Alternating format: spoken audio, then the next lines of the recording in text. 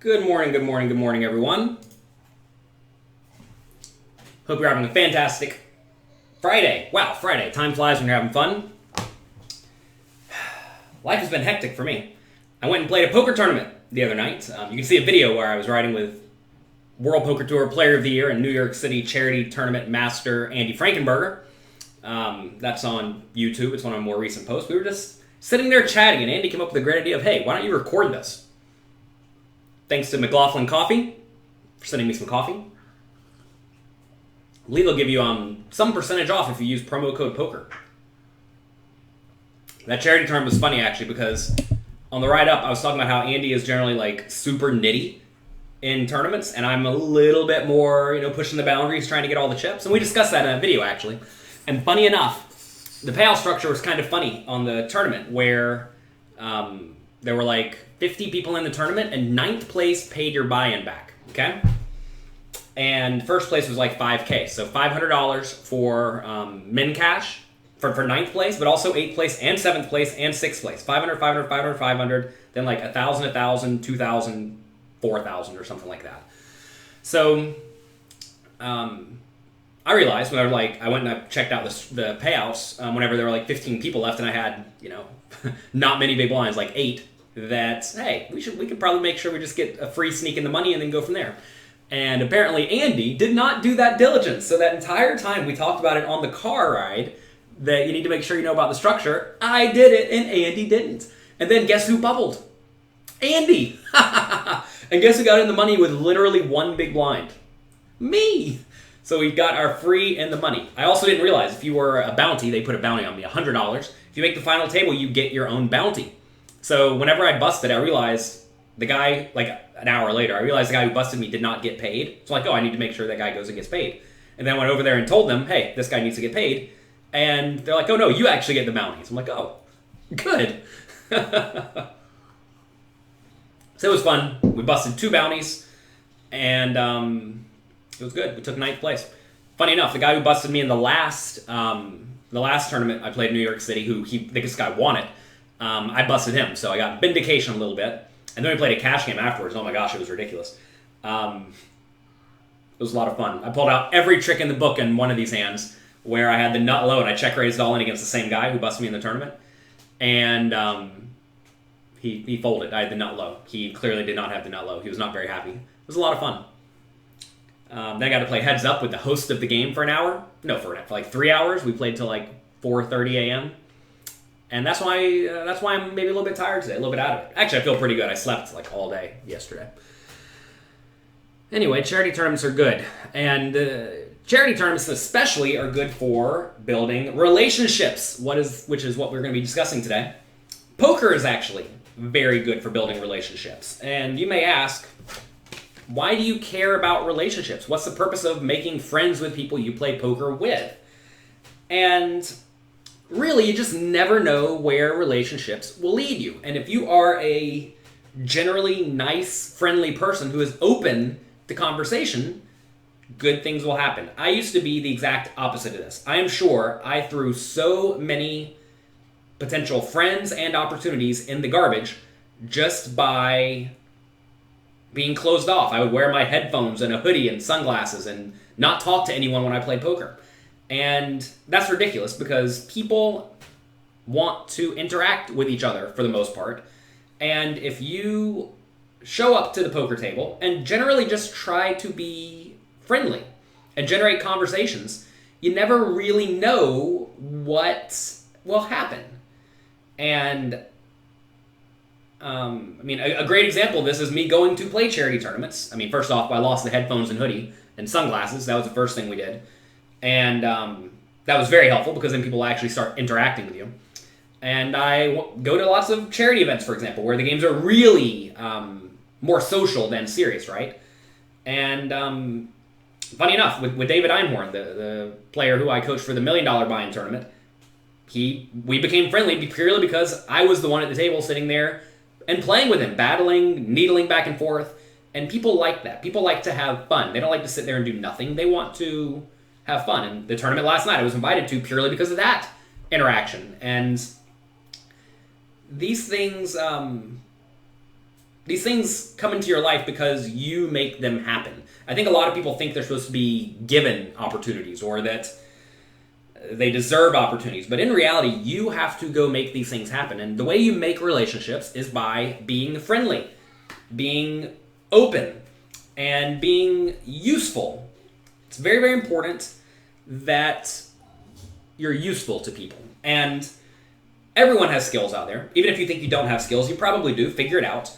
And then you need to see how you can use your skills to help other people without wanting or expecting or asking for anything in return. That's where a lot of people go wrong.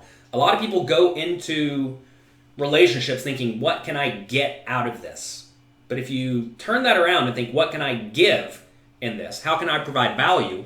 Inevitably, those people will want to provide value to you because that's what friends do. Friends provide value to each other. And if you go into any interaction thinking, how do I take from this? It's just not going to work out because no one's going to want to be your friend.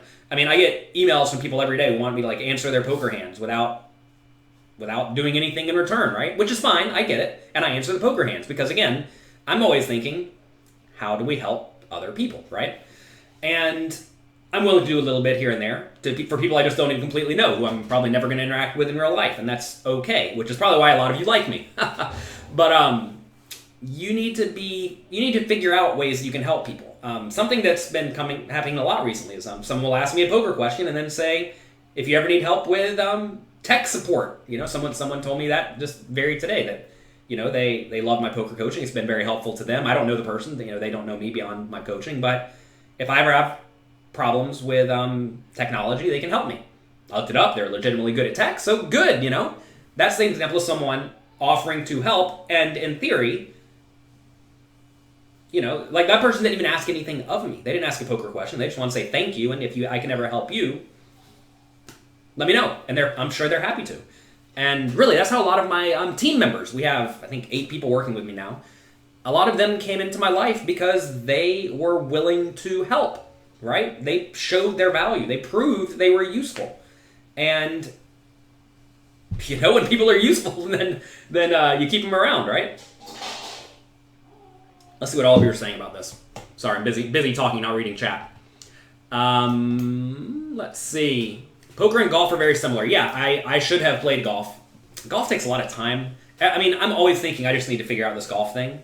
Maybe what I'll do is, if I have a week, maybe I'll just take a week and go and learn the basics. It's probably smart, right?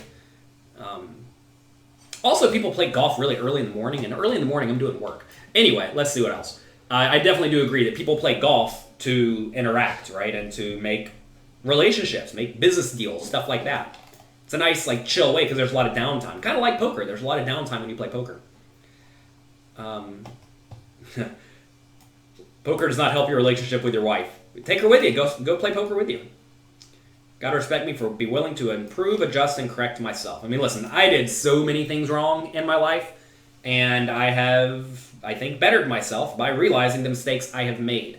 And, it's weird because I can't really pinpoint anything that made me specifically think I'm doing things wrong, but inevitably it happens if you are always trying to better yourself. I've always been lucky that I've always been trying to better myself, and I try to always have positive role models in my life that help me with this. And also you can observe people who are very successful, right? Who is successful in poker, in both business and poker playing? I mean, the first few names that jumped to the top of my head are people like Daniel Negreanu and Mike Sexton.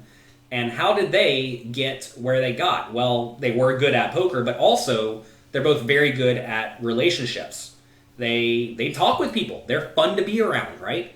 And they're happy to help other people. Those two people, turns out they're both representative. Well, Negreanu's not anymore. They were representatives for the 2 biggest sites for the longest time. And it's because they are good to people, Generally good to people. And I'm sure some people don't like Negreanu or don't like Mike Sexton, and that's okay. But they both have done a fantastic job of making their usefulness valuable to others, right? And that's a good model, right? It's a good model to model yourself after. And obviously, if you think they're doing things wrong, don't do what they're doing, right? Like both of them talk about politics a bit. No politics. And to be fair, I don't even know much about politics. I did want to mention that another way you can be like friendly and in the conversation is actually knowing about things. And it is good to have a wide amount of knowledge. I don't think you need to go super deep necessarily, because then people can teach you. And people like teaching other people. Whenever you're talking to someone and you are genuinely wanting to learn from those people, it's always another nice thing, because then it makes them feel good too, right? You learn, they feel good, everyone's happy. Let's see. Poker's probably the best way to create friendships through all the normal boundaries like industry, culture, politics, etc. Yeah, I agree that you can have friends who have different views as you, and that's okay, right? You don't have to have the same views as everyone. You don't want to be surrounded by people who are exact copies of you. If I have any help with electrical engineering, I'm your guy. All right, good. Let's see. If I ever need help with QuickBooks or payroll, you're my man. All right. Perfect. I have my QuickBooks and payroll under control, but we may need help at some point.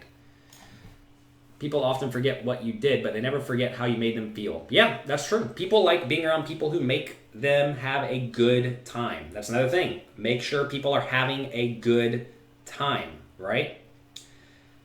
You think I'm a great guy. I do my best, and you look forward to representing poker coaching at the World Series. Awesome. Thank you, David. Make sure you say hi if you see me. Should you fold the third nut boat for 200 big blinds if you think you only lose to a straight flush? Third nut boat means you also lose to other boats, so be careful with that. And listen, this is not Ask Me Anything. This is how do we better our relationships and make our life more productive. We'll answer one more question there. Let's see. Any advice on not having trouble running deep? Want to learn how to not limp into the money. Well, get a big stack, right? If you always have a short stack, it means you're doing it wrong. If you ever want to build a road, you're my man. I'm probably not going to have to build any roads, but if I do, you're my guy. Another thing you can do, especially if you have friends on like social media, is you can ask for help for things. It's okay to ask for help. I think a lot of people they're a little bit afraid to ask for help, or I don't know, embarrassed. I don't know. They may have ego problems. But with things that are not in your area of expertise, you should be asking for help, because otherwise you're going to do poorly. It's Steve from school. Just wondering if you could get that $50 back you lent me in 6th grade. I don't know what that even means. Heading to the Colossus. Good job, good luck. Good job, good luck. You do a lot with Microsoft SQL Server databases. Ooh, William, send me help. We may need help with that. Databases are always a problem. Send me an email, William, support@pokercoaching.com. Stay away from people who are asking for handouts. Yeah, I mean, that's always a thing. I mean, if anyone's asking for handouts, you probably don't want to be their friends. To be fair, it's going to sound bad, but if people are kind of just generally broke around the poker room, it's kind of a problem. It's kind of a negative sign. You don't want to be around those people. You want people who are better than you in your life in general. I think that you always want to try to make friends who are mentors to some extent, or mentees. One of the two, right? If you see people who are 10 years behind you because they are 10 years younger or whatever, take them under your wing as a not necessarily a student or a mentor-mentee relationship, but as someone who you can help, right? I think that is a very good thing. I mean, I have a few younger people who are... I do my best to help them in every way I can, because I see myself in them, right? And I want to help them. And I'm sure I have mentors. I mean, they may not... I'm sure that they view this relationship the same, right? We'll go out to dinner once every 3 months and hang out and have fun, and it's always a great time, and it's always useful. Let's see. Have I played with Viffer before? Yes, I played with Viffer a few times. This is a guy named David Pete. One of my most fun experiences, we were playing 25-50 no limit at Bellagio. This must have been 12 years ago. Folds around to the small blind who limps. They were both playing like 20K deep. Small blind limps. David Pete goes all in for 20,000. Small blind folds, and he's like, yeah, if you see a free $50 in there, just might as well take it. Why not? Let's see. You regret not taking advantage of my offers. Will I be doing that again? I don't know. We're probably going to be getting away from the sales in the near future. But send an email, support@pokercoaching.com, and we can see. If someone is too nice at the table, don't you have a problem on crushing him or her? Don't know what that means. Poker is a game where you are trying to win other people's money. Do not let relationships affect the way you play poker at the table. Any thoughts on it? $10,000 7-card stud final table. I don't know a single person who is there. I do not follow poker results all that much. I'm rather busy. Is it okay to shove ace queen from the big blind for 30 big blinds versus under the gun opener? No, probably flat.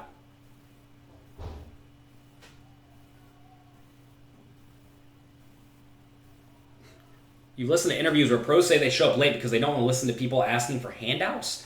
I mean, look, I don't understand this because I don't experience this at all. I'm trying to think. Literally, over the last 10 years, I've had one person ask me for money at the cage. One. And why is that? Maybe they just know I'm not going to give them any money. Maybe they, I don't even know. I don't know. I think what it amounts to is I don't hang around with the people who are often asking for money. We're generally, I don't know, I guess we're just not friendly, right? Because I like to go out and have dinner. I like to, do things that perhaps require a little bit of money. If you don't have a little bit of money, you can't do those things, right? And also, I guess in the high-stakes poker world or higher-stakes poker world, people who can play on a regular basis, or maybe they see your friend group, I'm not even sure. Why are some people dealing with this and other people are not? I have a student who tells me this is a big issue where he lives. He's in Oklahoma, I believe. And people are asking him for money all the time. Like, why? Just say no. No, absolutely not. And when they do ask you for money, your answer is absolutely not. What is the topic today? We're talking about relationships. But realize, when people are always asking you for money, it's not a good thing. Why do they view you as the piggy bank, but not me? Or any of my friends? None of my friends deal with this either. So, why is this happening where you are? Should you get Poker Tracker 4? Probably. You can see the resources I use at jonathanlittlepoker.com/resources. Let's see. How do you balance between study friends and having to play in the same games as them? Ideally, you just realize that is what it is. You're going to have good people in your games. All get good at poker together, and you'll all win more money together. Ideally, you try to not play at the same table with them, I don't think. If you have an edge against them, yeah, obviously take the edge and play normally against them. Play as if they are as skilled players as they are. Lane Flack was one of them. So definitely in the older days, this idea of people just hanging around the poker room asking for money was a much bigger issue. But I know Lane Flack, he's a great guy, and he hangs around in groups with people who sometimes need money.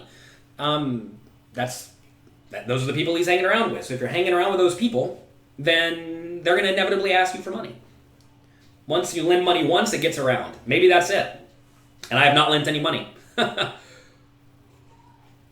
been very lucky with lending money. I've lent money a few times in my life. Quite often, I had to claw it back. One time, though, which really made me very hesitant to lend money ever, was when I was, 18 or 19 years old. I was going to stake a guy to play Sit and Goes online. I was going to give him $500 in his party poker account. I was going to buy him a cheap computer for like $300 and teach him to play Sit and Goes. $10 buy-in Sit and Goes. And so we got him all set up. I got a computer, gave him the computer, got his account funded with $500, and then he packed up and moved to Texas the next day. Didn't see or hear from him again. And that was a good lesson. We're at $800, and we got robbed. And that's okay. But $800 is a nice slap on the wrist. Hey, don't do that again. And I've been pretty good about that. People sometimes ask for money in... Oops, just knocked something out of the wall. People sometimes ask for money in various other ways, like buying a piece of their business, or people can ask for money in backing and then just turn around and steal from you, right? So you have to be aware of that. There are... I'm not going to give away all the tricks or how people can conceivably trick you into giving them money, but they are out there. So anytime you're giving people money in any way, always ask, can I get screwed here? What am I actually getting? And what's the purpose of getting the money? Ideally, if you don't ever need to accept a loan, you never need to give a loan, which is the situation I've always been in. I've always been the one who has had the money, and I don't have to give away the money. I don't need to ask for money. And then you do need a small group of friends. I have a chat group of 5 friends. And if they ask for $10K to play a tournament because they don't have it, I'm happy to give it to them. I know they all have plenty of money, and I have a perfect relationship with all of them that's been 15 years or whatever. I'll give them $10K whenever they want. If they ask for a $100K loan, because they're out of money, that might be a red flag, right? But fronting small amounts of money is fine, but giving like big loans and stuff like that is not a good idea. You can't hear this because of your work. You want to thank me for taking the time to help all of you. Well, I'm very happy to help. You're playing World Series for the first time and looking forward to making new friendships. Great. Yeah, I think, you know what, I think you're probably right here, Gecko. Once you give a loan, the word gets out, and also once you accept a loan, probably the word gets out there as well. So don't do that. Let's see. Looks like a grown man that has his stuff together. All right, let's see. You're wondering if my Ultimate Coaching Bundle is still good to stay to beat today's live poker tournaments. Absolutely. I always make sure to go back through my past products every once in a while to make sure they are still relevant. If they're not, I don't sell them anymore.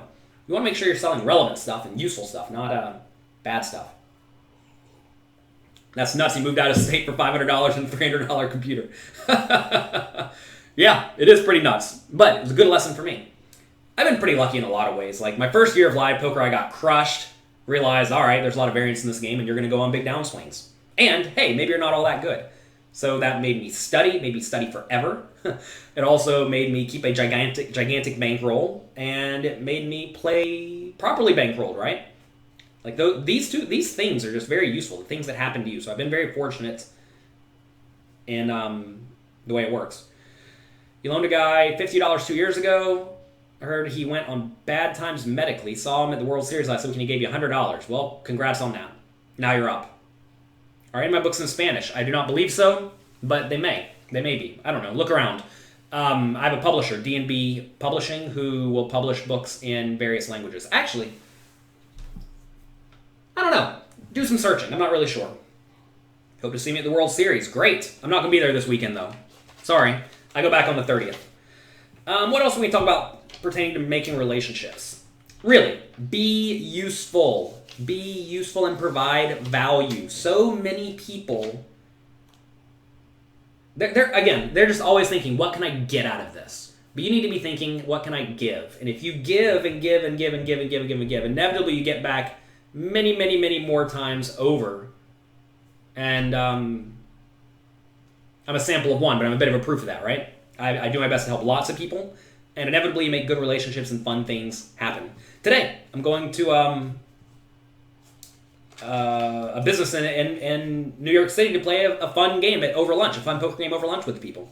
That's what they wanted to do, right? I met these people 2 nights ago at the charity tournament, and they invited me to play the game. I don't know what's going to happen. It's going to take 2 hours. It'll be fun. I'll go have a bit of a party and enjoy myself, right? And inevitably, maybe we'll make some friends. Who knows what'll happen? Sometimes nothing, sometimes something. And it's important to, again, make yourself open. Put yourself in opportunities where good things can happen. If you sit at your house and do nothing all the time, nothing's going to happen. If you sit there with headphones and a hoodie on and sunglasses, nothing's going to happen at the poker table. But if you are friendly and talk to people, things will happen. So yeah, don't have an agenda. Also, don't be needy. I think this is a difficult balance because you want to make, like, if you're trying to be friend. Look, I'm probably not the best friend. I'm not very good at following up. I'm not very good at staying in touch. I realize these are my flaws and I work at them. And I'll even do things like put it in my calendar every 3 months. Make sure you message your mentor. Make sure you message your mentee, right? Because I want to make sure I'm following up with these people. But you need to make sure that you're not needy. I think a lot of people, maybe they try to be too involved. Maybe that's just their personality. I'm not exactly sure. But if someone is always taking your time that becomes a bit of an issue. Unless you're trying to be friends with exactly someone who really wants to take care of you, right? You want to be someone who is around and useful and helpful in a time of need. And ideally, you're not the one doing a lot of needing. Because when someone needs a lot, like if they just need a lot of attention, I think that probably turns off most people, especially most good people, most like influential people, because those people are busy, and busy people don't want to deal with your nonsense. A lot of people are busy with nonsense, and you don't want to worry them with nonsense. Let's see. Have I seen people checking back jacks? I don't know. Negreanu says someone paid him back after 10 years because he was in jail. Seems like a valid reason. Sure. Can't imagine anyone asking for money. You grew up poor. You worked hard for what you have, and you're charitable, but you couldn't give money for someone to play poker. I mean, again, I don't even deal with this at all. You just looked at Amazon and some of my books are in Spanish. Good. Go get them. Let's see. 2K, 4K, you have 5s. Under the gun raises 6K. Under the gun can't make it 6K. He has to make it at least 8. Button and small blind fold. Since you only had 24K, you folded. I'd probably call. You're not set mining. If you get a clean flop like 9-4-2, you're putting your money in as well. At the World Series of Poker, a lot of wealthy amateur players are successful business people.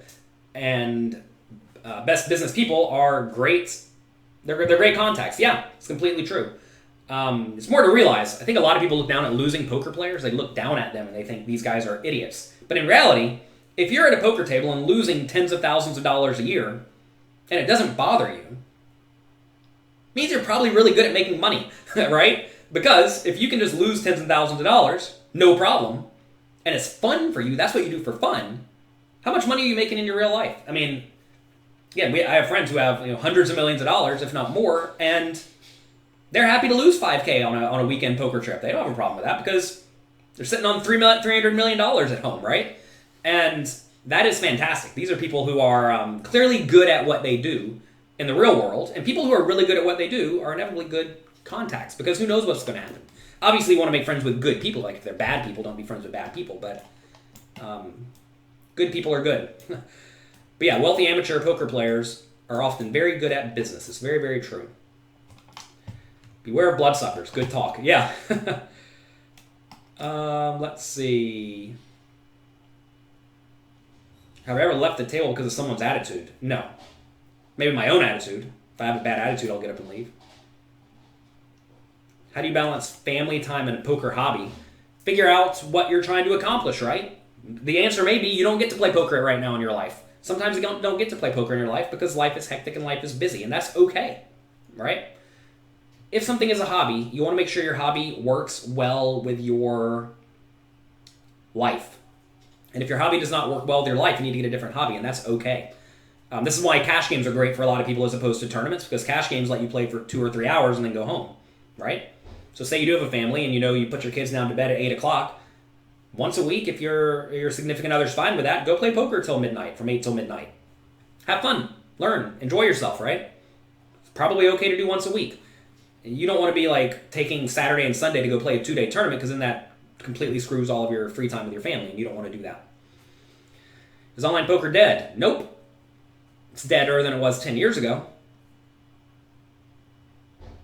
Would I ever fold aces? No, not in normal scenarios. Bill Seymour, my first poker coach, welcome. You've coached many players, and as you know, have been staked. It's best to just have a few friends and avoid the railbirds looking to be staked, but always be pleasant. Yeah, I completely agree.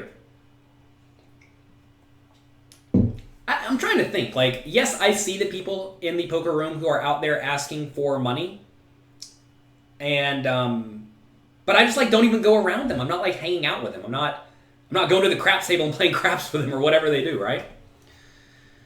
Money is relative, and we should all be playing at our level so your losses don't affect your joy, whether it's $5K or $100. I mean, Teddy, that's an interesting thing because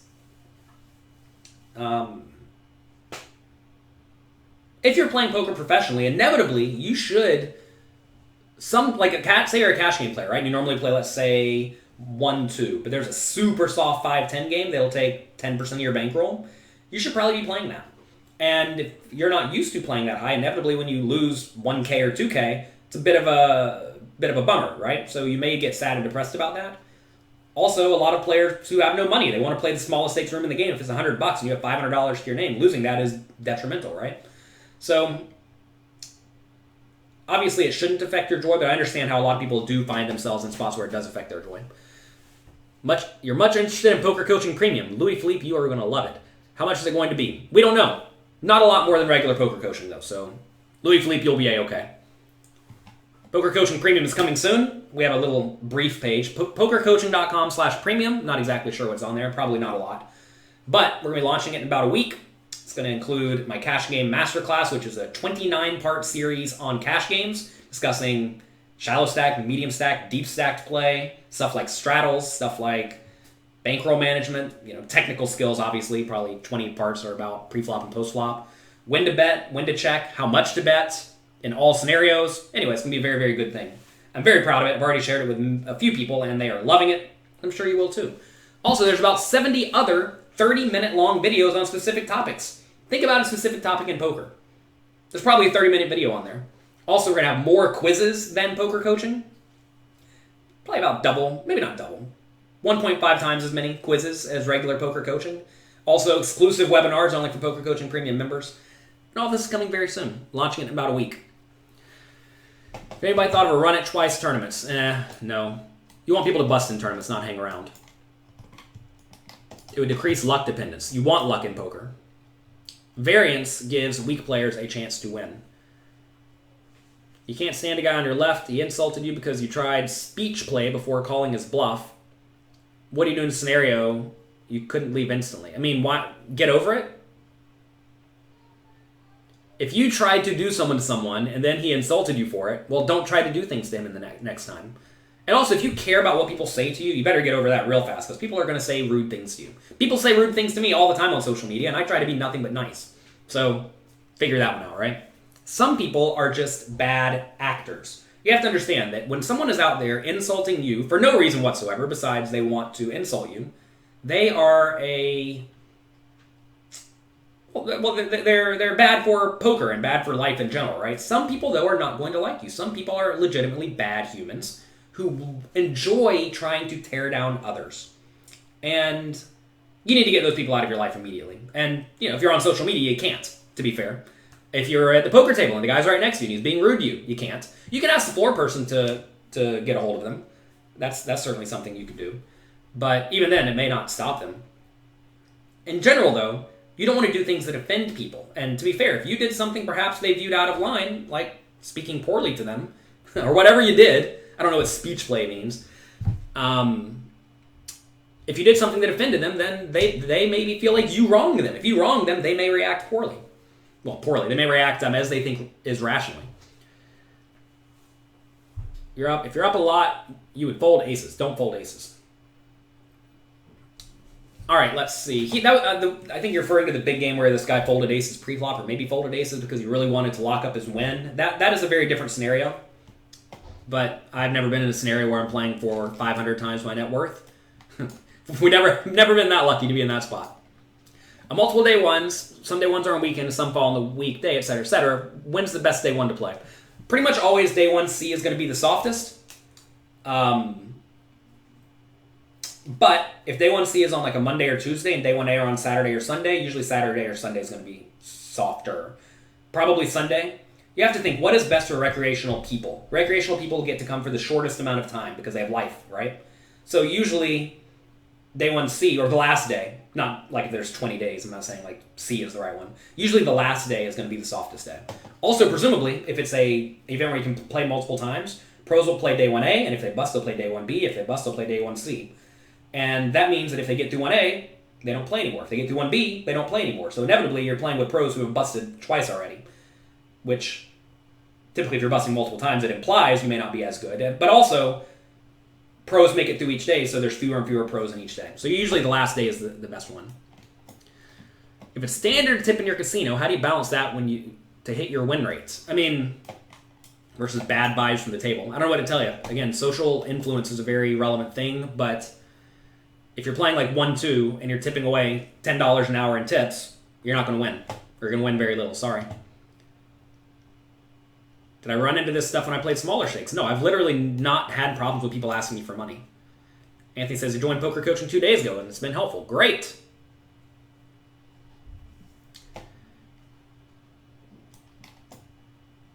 Aren't I ever a jerk just to make sure I stay balanced? I get somewhat aggressive towards people who are actively out of line. When I think someone has done something very wrong, I will crush them. But I generally try to be nice to everyone, and I try to give everyone the benefit of the doubt. I think a lot of people who maybe you think offend you or are out of line are perhaps just doing whatever they think is best. And a lot of people just have poor judgment. And that's okay. But ideally, if someone has wronged you and you try to help them out and they right their ways, fantastic, right? You've helped someone. If they double down and they continue doing what they're doing more and more and more, it proves that they are bad humans, and then that's where I start going into crush them mode. But no, it doesn't happen very often, because most people are generally nice and they actually do want to do good, and most people want to better themselves. They don't want to definitively be known as like the scumbag in the poker world. But, there are those people every once in a while. And when those people are out there, you should crush them. Like people who are asking for loans, for example, since you all talked about that earlier. If they are doing things like asking for loans and never paying it back, if they are selling 500% of themselves in tournaments, whatever, these people should be crushed. I have no problem with outing people who have wronged me. And I don't think many people should have a problem. Now, there's always this talk in poker of, if I out someone who owes me money, they may no longer pay me. And, that may be true. But at some point, you have to understand that the goal is not to protect you or claw back your loss. The goal is to protect the community. And I'm always trying to think, how do I protect the poker community? And sometimes you got to eat your own losses to make sure nobody else gets screwed. Let's see. How'd I do in the charity tournament with Andy? Andy bubbled. I got in the money. He made an overly aggressive play. He made a Jonathan Little play and check raised all in with a draw and busted on the bubble. I played like Andy Frankenberger normally does and knitted it up and got in the money with one big blind and collected a cash. That was a lot of fun. We talked about it at the beginning of this this show. Johnny says, "Do me wrong and I will crush you." Love it, John. Ha. Yeah, well, that's kind of it. I mean, I've had a few people try to do me wrong in business, and that's where you have a good team of lawyers to help you out, right? Again, you always want to ask, how do I protect myself? And if someone does wrong me, can we fix it? Sometimes the right way to fix things, I mean, someone owed me money recently. To be fair, it was like a weird deal. I'm not going to go into it, but essentially someone owed me money, and I think they were trying to steal from me. I'm not exactly sure. But we were willing to sue, right? And most people don't want to go to court, especially if court's all the way across the country, especially if it's going to be a long, drawn-out process, especially if the amount is not humongous. And person gave me my money back, right? You're going to find that, it's going to sound bad, but hitting someone's pocketbook is almost always a good way to get them to do what you want. So if someone owes you money, you can hit them where it hurts. If also someone owes you money, you can hit their reputation, because quite often, in the poker world especially, your reputation is highly valuable. And if you ruin someone's reputation, then that's really, really bad for them. So the idea of I'm going to ruin your reputation, unless you make right, will often get people to do right. You want people to do right, though. Ideally, people want to do right because they want to do right? They want to be good people. And if you surround yourself with good people, inevitably, most of them will not be doing things wrong. I can't wait for the cash game stuff. Good, it's coming out soon. You heard me talk about shot taking, etc., etc. It depends on the scenario. I mean, we're not going to get into that now. You love the webinars by the other guys. Great. You found the worst thing you can do is mix money with family/friendship.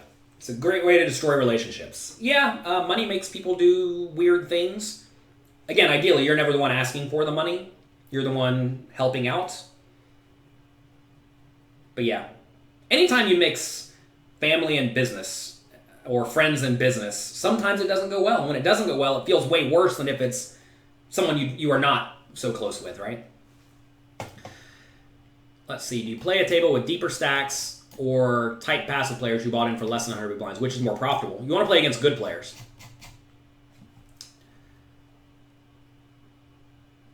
I'm sorry, did I say you want to play against good players? You want to play against bad players. You don't want to play against good players. And really, a passive game is not bad. I mean, I used to play at Bellagio every day, 10-20 no limit in a super weak, tight game.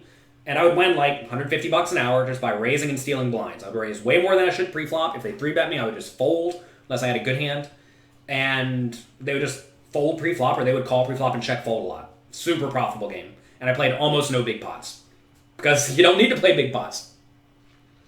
You just found Davis Clancy's book, Theory of Poker. Is it still worth a read? If you have a whole lot of time, it's probably worth a read. It doesn't discuss no limit hold'em. It mainly is like a basic book on pot odds and implied odds, and it's a relatively basic book. Essentially, a lot of it is covered in the very beginning of most good poker books. A lot of it's covered in my book. Really, everything you need to know pertaining to no limit hold'em is covered in my books. But certainly, it's like fine if you're playing stuff like horse, right? Let's see. It sounds like a larger weak field is better than a smaller pro-filled field. Yes, of course. You always want to play with bad players. People prefer to give money to people they like. Be likable. Well, again, this is something different. This is a different idea. This is that if you're playing poker with people and you're nice and friendly, they'll invite you to play. They'll keep playing with you. And that's a good thing. Again, you want to make sure when you're forming relationships that people like you. It is so hot in here today. Holy moly. I need to put this on my face. Spilling water down myself. I should probably just dunk myself in the water. Let's see. Do you hate yourself for making a wrong bluff or making a wrong call? No, absolutely not. If you're backed in a tournament and you make money where taxes will be taken, does the IRS or does the player end up with the whole tax burden? No, not if you pay out money. There are tax forms for that. My accountant is Teresa Fox. She is fantastic. I've never had a problem. You think it's possible to play correctly and still lose in a year? Depends on how much you play in a year, right? If you're playing live poker, you may play, 200 tournaments a year? You can certainly lose over 200 tournaments. That's normal. If you're playing cash games all year, probably not. Any chance I'll come to World Series Europe this year? Almost certainly not. World Series Europe is usually not actually that big of a tournament, and there are better opportunities where a lot of people satellite in. I'm way more likely to go to EPT Barcelona or Prague or something like that than I am World Series Europe. I've gone to 2 World Series Europe, one Europe, one APAC, Asia Pacific, and both of them were underwhelming. So they're just better options. Really, you want to be playing with the satellite qualifiers because typically satellite players are weaker than regular players because most satellite players are playing way bigger than they're used to playing. Inevitably, those players are weaker. Not always, but almost always. And you want to be playing with those people. You play with those people by playing in tournaments that include a lot of those people, and a lot of those people come from online poker. So you want to be playing the events sponsored by the big online sites, Party Poker and PokerStars. They do a great job of satelliting players in at this point, and those events are the ones you want to play as opposed to events where almost no one satellites in, and that's what the World Series Europe is, unfortunately. Will ever do a biography book? Maybe. I'm not that old. Believe it or not, I'm not actually that old yet, although my beard is becoming gray. How sad is that? I say sad, it doesn't matter.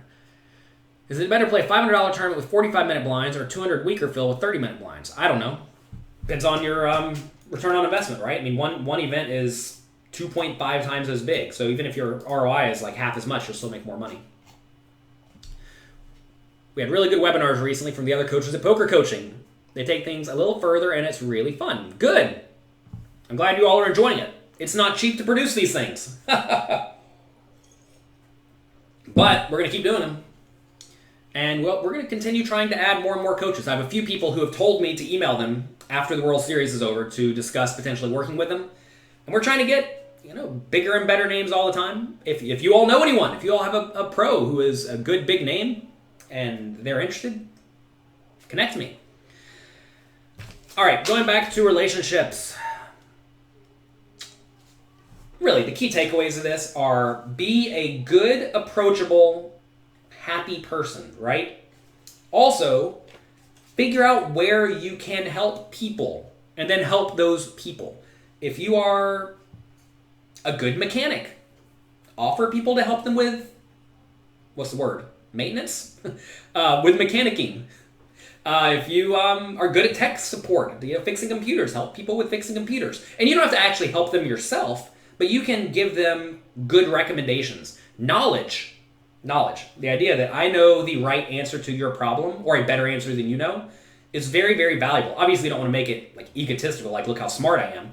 You want to make it more of, oh, I know that if this part of your car is broken, make sure you get this specific part and not another part, because part A is better than part B, or whatever, right? Fortunately, I'm good at poker, and I have lots of poker knowledge, and that's an easy thing for me to give, and that has opened so many doors. And I realized I screwed up a lot initially by not being friendly, not being open, by wearing my sunglasses and headphones and not talking to people, and that was a big, big error. But I've righted my ways, and now I have many great relationships, many great mentors who are happy to help me because I help them with the skills that they need. They don't need much in life, but they love learning about poker because it's their hobby, right? And fortunately, I can help them with that. And you figure out what your skills are, find people who don't mind you giving them advice about their problems and help them. And then don't ask for anything in return. Just see what happens and see where it goes. Does my wife ever give you crap for playing too many hours? I don't play too many hours. Also, poker is my job. I'm in a different spot than most people where I'm a professional poker player. But even then, I don't actually play all that much poker. What I do is I play poker about 1 week per month, very, very hard. And my wife understands that I'm going to play 1 week. And to be fair, when we met, I was playing 4 weeks a month. So 1 week feels like nothing. That said, it is a little bit more difficult with 2 kids now. And I'm going to the World Series for 3 weeks coming up. That's usually a long trip. And she's not looking forward to that. But she knows this is the one time of the year where she has to sacrifice and make it happen. So thanks to my wife, Amy. Let's see. Other than this YouTube chat, or what other ways, or if you have an opportunity to reach out to you instead of this. Tyler, I'm not sure what you're asking. Email support@pokercoaching.com. Is there ever a time where I've advised people to donk lead, or is it just a fishy play? It's a good play against players who are particularly bad. It's not a good play against good players. Who is better, Assassinato or Matt Affleck? I think they have different skills. They have very different skill sets. Matt Affleck plays a lot of live poker. I mean, he plays online poker too, but I feel like he's very good at the live interactions. And Assassinato is really good at playing against medium strength and bad players, like small, medium stakes online players. He absolutely crushes them, so that's that. Assassinato, I bought a piece of his action. He's selling some World Series action. It's probably all sold out by now. If it's not, send me an email. I'll buy the rest of it. So yeah. Do I meditate before playing? I do not do a whole lot of meditation. I wish I did. It does not work for me so well because my mind is crazy. A doctor a long time ago told me I had the worst ADD he's ever seen, or the most severe ADD he's ever seen, but I harness it in good directions. A lot of people apparently harness it in non-useful or bad directions. And fortunately, we've harnessed it in good directions. You wonder how we write 14 books. Find things you like focusing on that are productive to the world and focus on those. Matt's in your fantasy league. Great. Yeah, both those people are great guys, and you form good relationships, right?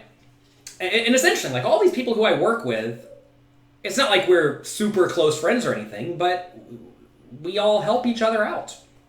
What's the topic today? Topic is relationships. Relationships.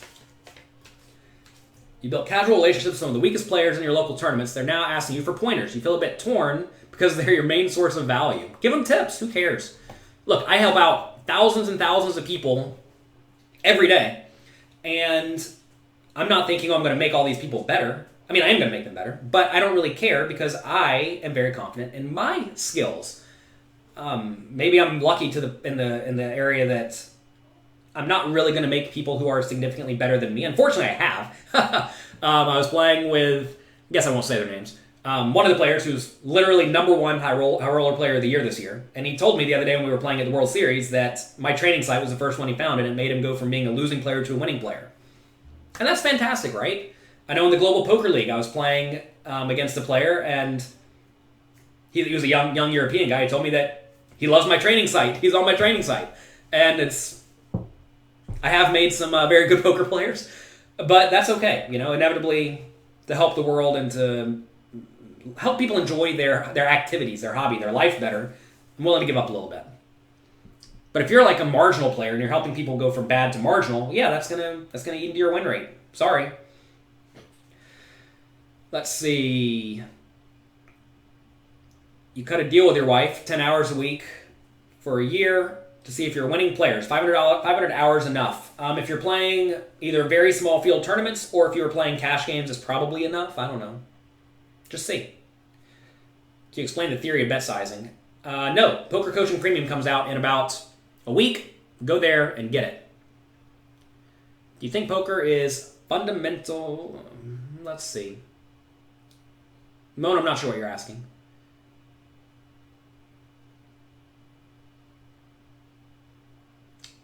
Let's see. What do I think of DeGrande's Masterclass? I've not seen it. What are the best foods to maintain health? Oh, I don't know, man. Do I look like I'm a fitness person? I know you should not be eating a lot of sugar. How about that? Get sugar out of your diet and you'll be A-okay. And I think the answer is actually like all sugar. I know a lot of people like to eat a lot of fruit. And I think fruit will make you overweight even if you're eating okay otherwise. If you're eating a lot of it, right? Like, I know someone who every night they'll just have like a whole pineapple, or they'll have a bag of grapes, or they'll have 6 apples, and they're overweight, but they eat perfectly fine otherwise, and they wonder why. It's because they're eating a pile of calories of sugar every day. And I think you need to get the sugar out of your life. I eat almost no sugar besides the red wine. Red wine has lots of sugar, and I should probably get off that too. You'll find that like if you just completely get off sugar, you'll eventually stop wanting it. You'll stop needing it. And then when you have it, it's like, oh, this is a little bit too much. Have I tried any training sites? I have a site called pokercoaching.com. I try that one all the time. I've been a member of many poker sites, and a lot of them are pretty good. Do you have any advice for finding a mentor in the poker world? Provide value to people you want to work with. How would someone get me to be their mentor? I'm just trying to think about this. Essentially, you need to figure out ways to help me in my life. If you help me in my life, then you get to talk about poker sometimes, right? And that's A-okay. I have no problem with that. So you have to figure out what I need help with, quite often things I don't even know I need help with, and then help me better myself. Help me better myself, and then inevitably I'll be happy to help you better yourself just because we're friends. Oh no, poor connection on Instagram. There we go. Hello, Instagram. Yes, help people better themselves. If you help people better themselves, then they will help you better yourself. So yeah, that's basically it. Any advice on using software, Excel, to track your results? I mean, I just use Excel and type in my tournament results every day. Thanks for recommending All-American Dave's. Yeah, they're great. All-American Dave's is fantastic. You have the same last name as All-American Dave, Dave Swanson. I think that's his name. Is that his name? I think it is. All-American Dave's is great. You show up to the World Series first day, give them a few $100. They will then bring you food whenever you want it. Think of the value, huh? Pros and cons of grinding cash during the World Series. There's no cons, really. A precondition to any successful relationship is personal hygiene. Yeah, you need to make sure people like being around you. Do you really have a cold shower every day? I do. A lot of people are surprised about that. It's generally thought to be good for you. It's not actually like hurtful after a while. You get used to it. It's all about conditioning, right? Same thing with the sugar. A lot of people put sugar in their coffee or whatever. I've like never put sugar in my coffee, but if you just stop getting, if you get these things out of your life, you don't start like missing the other thing, right? Like I don't miss hot showers. Just like what you do. All right, I have to go now. We've been going for about an hour. What's the next big tournament I'm playing in? I'm playing on a $5,000 World Series event on July 1st. And then I'm playing in the main event on July 4th, unless I guess, 1st, 2nd, 3rd, 4th. Unless I final table the 5K. If I final table the 5K, well then we may have to make changes. Don't drink coffee, it will kill you. Most things will kill you. But we're all going to die anyway, at some point. Drink lots of water. You want water to be your main drink. If you have water as your main drink, inevitably you'll be fine. But yeah, get off of sugar. People asking for health advice. Get off of sugar. Get in the gym a little bit. Don't kill yourself. You don't need to have all the muscles, but get in shape. Am I here next Monday? I am. I'll be here Monday, Wednesday, Friday, 9 a.m. Eastern Time, bright and early. You saw a hand asking me for your range. I guess I'll do this, and I have to go. All players are in the money. 16K big blind. Middle position raised to 60. Chip leader on the button. Jams for 600. Small blind, 300K. Big blind, 750K. Initial raiser is the same. What range would I put the button on?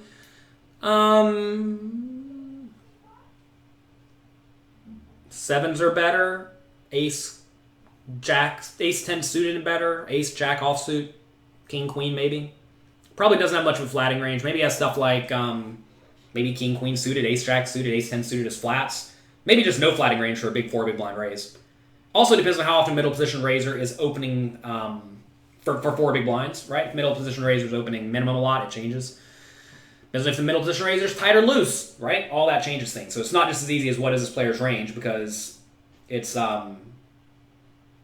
that's not how it works, because we need to know more about the scenario.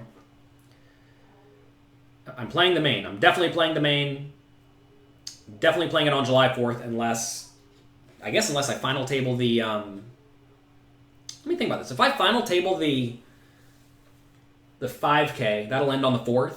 So I guess I would either jump in late on that day, or I would buy it on day 2, because on day 1C I have a get together with my team member. We're gonna meet together all day that day. We're having a breakfast for the poker coaching members at 10 a.m. that day, so we're doing that first. Then we're hanging out and talking about business for the rest of the day. So I absolutely cannot do anything on 1C because we're already locked up. Hopefully we run into that problem. Thumbs up for John chat, please. I'll give thumbs up. Thumbs up for chat. That's going to be it for today. We have to go. Have a great day. Enjoy yourselves. We will be back on Monday, bright and early, 9 a.m. Eastern Time. If you all have suggestions for topics, let me know. Thanks to Louis Philippe for sending in tons and tons of suggestions. Try to keep them not so nuts and bolts technical poker, because we inevitably need a PowerPoint presentation for that, and I don't have a PowerPoint presentation for a little coffee. So stuff that's super technical is not so ideal. Stuff that requires graphics or something written is usually not ideal, but stuff like relationships is perfect because we don't need graphics, right? We can just discuss it. All right, have a great day. Enjoy yourselves. Have a great weekend. Good luck in your games, and be nice to somebody.